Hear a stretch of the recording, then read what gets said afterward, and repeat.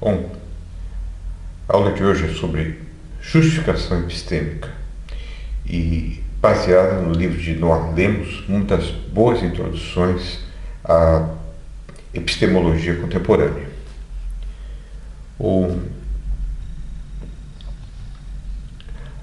Como já é bem sabido, existem dois tipos de teorias da justificação: a teoria fundacionalista e a teoria coerentista. Vamos ver primeiro o fundacionalismo.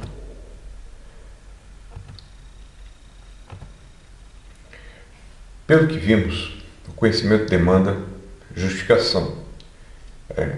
Geralmente demanda justificação. E se eu estou justificado em acreditar que P, então P é verdadeiro. E se não tenho justificação para acreditar em P, então eu sei que não P é o caso.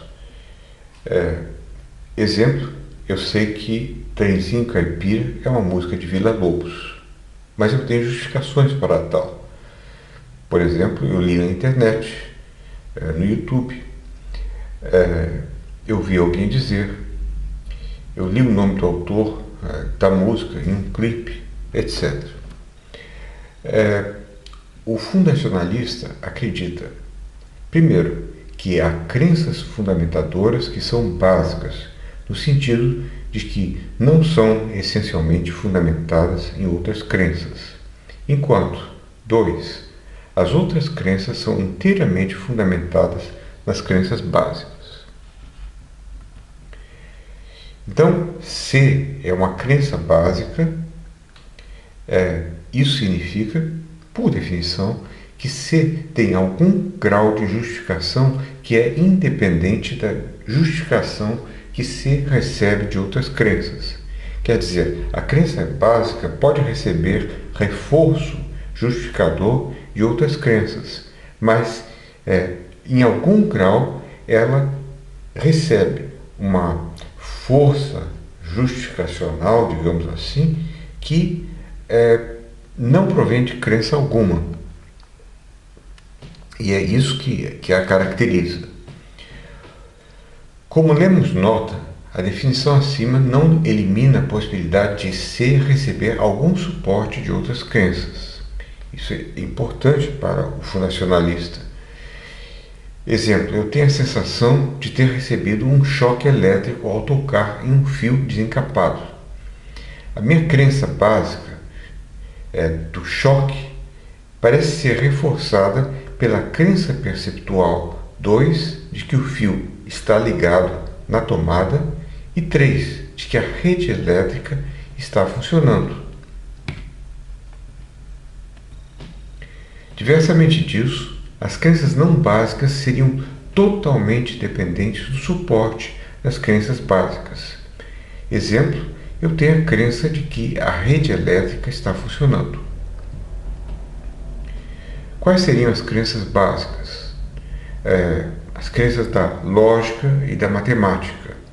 Eu creio que não é possível que P e não P ao mesmo tempo. Eu preciso da não contradição. Eu creio que 2 mais 2 é 4. Além disso, as crenças em nossos próprios estados mentais parecem ser crenças básicas. Eu creio que sinto dor.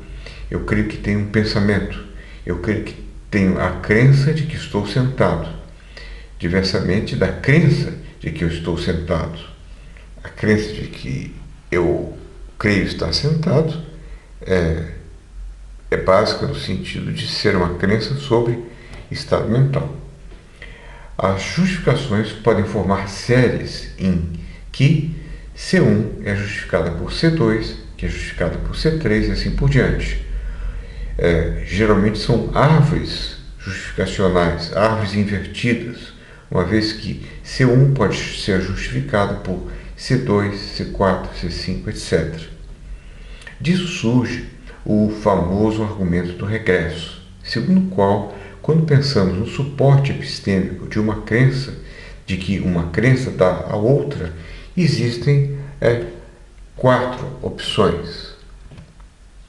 Então, eis aí as 4 alternativas básicas, muito conhecidas. Primeiro, a série de justificações termina em uma crença não justificada. Segundo, a série de justificações não tem fim, contendo um número infinito de crenças. Essa segunda possibilidade. Terceira, a série de justificações é circular. E a quarta, a série de justificações termina em uma crença básica. A primeira e a segunda alternativa são implausíveis. Você termina numa crença não justificada, injustificada, você não justificou coisa alguma. E se você não termina nunca, você não tem como justificar. Então, o que sobra de mais importante são 3 e 4. Vamos ver lá. O fundacionalista acredita que a única alternativa válida é 4, enquanto o coerentista acredita que os enunciados básicos dos fundacionalistas sempre dependem de outras coisas que não eles mesmos para serem considerados verdadeiros, escolhendo assim a opção 3, a opção de círculo. Vejam aí. 3, a série das justificações é circular, e 4, a série de justificações termina ou começa em uma crença básica. Então, vamos ver a ideia do fundacionalismo. E no que se segue, vou considerar 2 tipos de fundacionalismo: o fundacionalismo clássico e o fundacionalismo moderado ou modesto. Vamos começar com o fundacionalismo clássico. Segundo o fundacionalista clássico, há algumas crenças básicas que se auto-justificam e que são infalíveis. Isto é, nós não podemos nos enganar sobre elas. 2. Todas as crenças não básicas são deduzidas de uma ou mais crenças básicas autojustificadoras. Expressão autojustificadora um pouco enigmática. Se nós aceitarmos isso, nós estamos aceitando alguma forma de fundacionalismo clássico. Exemplos razoáveis de crenças básicas autojustificadoras. Um triângulo tem 3 ângulos. Creio que sou uma pessoa. Eu existo. Descartes era um fundacionalista clássico. Eu tenho a impressão de ver azul. Fundacionalismo clássico, fundacionalismo forte.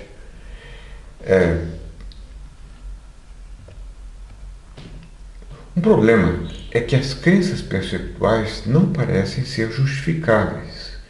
Considere, eu estou vendo o céu, o azul do céu. Essa crença não é deduzida de outras. Além disso, parece que chego a ela espontaneamente, sem auxílio de inferências. É uma característica da crença básica. Como explicar?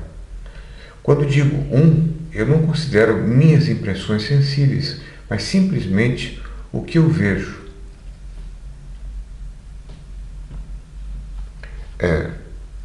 Será que entram as crenças perceptuais como crenças básicas? Ou apenas impressões sensíveis, crenças sobre impressões sensíveis? E o que dizer do conhecimento de memória? Eu sei que deixei meu carro estacionado no parque, mas me recordo disso. Posso comprovar isso indo até o meu carro, mas não recorrendo como garantia a uma impressão sensível subjetiva presente de meu carro estacionado no parque. 2. Eu sei o número do meu CPF de cor, mas só posso justificar isso mostrando um documento com o meu CPF, e não através de um CPF impresso na minha mente. Mas eu sei de cor, isso poderia ser um conhecimento de memória. E eu sei que eu deixei meu carro estacionado, isso pode ser um conhecimento básico também de memória. Como o fundacionalismo clássico exclui tanto o conhecimento de memória quanto o conhecimento perceptual de que eu estou vendo esse computador agora, ele parece é implausível. Então vamos para a alternativa, que é o funcionalismo modesto ou moderado. O funcionalismo modesto não demanda infalibilidade das crenças básicas. Elas podem ser falsas. A transmissão das crenças não precisa ser dedutiva. Pode ser por enumeração indutiva ou pela inferência da melhor explicação. Então, as crenças básicas podem ser falsas, não são infalíveis, mas nós podemos confiar nelas, e a transmissão para as crenças não básicas não é dedutiva, é indutiva, em geral.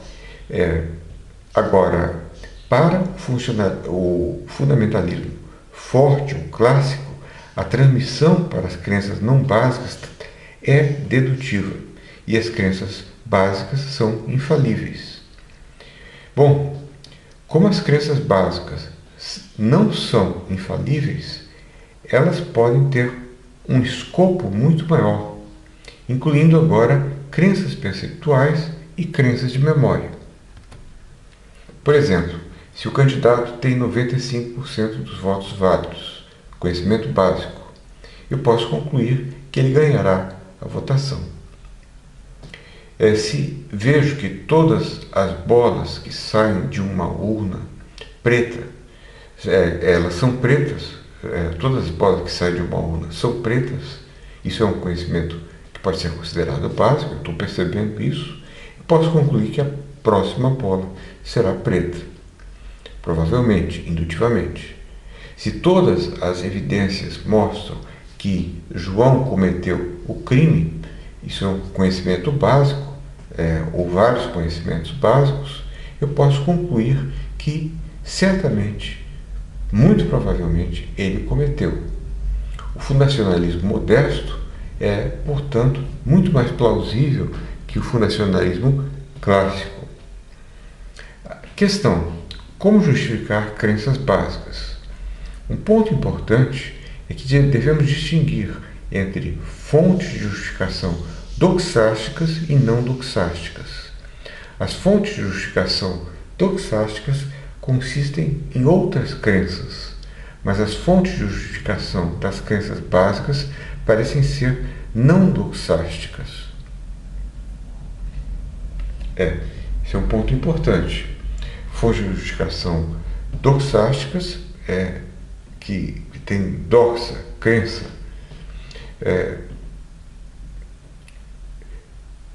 mas agora as fontes de justificação não doxásticas, elas seriam das crenças básicas, e elas seriam fontes de justificação que não poderiam ser verdadeiras ou falsas, não poderiam ser opinião verdadeira, não poderiam ser crenças. Por exemplo, se tenho a crença de ver azul, a crença pode ser verdadeira, mas a sensação do azul não pode ser considerada verdadeira nem falsa. Por quê? Senão você vai ter que ter outra crença, a crença da sensação, que tem que ser baseada em mais uma crença que possa torná-la verdadeira. Então, você continua sempre caindo numa regressão infinita. Daí a importância disso.